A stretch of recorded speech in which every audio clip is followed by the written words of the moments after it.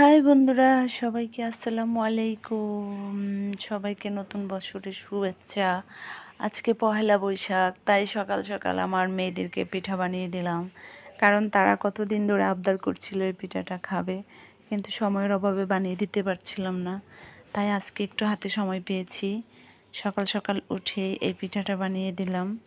তো সকালে এই পিঠাটা বানিয়েছি, এখন মোটামুটি এই পিঠা দিয়ে আমাদের নাস্তা শেষ। এখন দেখি দুপুরে আবার কি বানানো যায়। তো বিশেষ করে ঘরে অবশ্যই পান্তা ভাত আমি রেখেছি, যাতে আজকে পান্তা খেতে পারি। হয়তো বা বড় ইলিশ দিয়ে খেতে পারবো না, তবে গরিবের ইলিশ দিয়ে তো খেতে পারবো। দুপুরের খাবারের ভিডিও আসবে দুপুরের পরে। আজকে আমাদের ঘুরতে যাওয়ার কোথাও প্ল্যান নেই, তাই যা কিছু পারি ঘরে বানিয়ে খাবো বা আমার বাচ্চাদেরকে খাওয়াবো।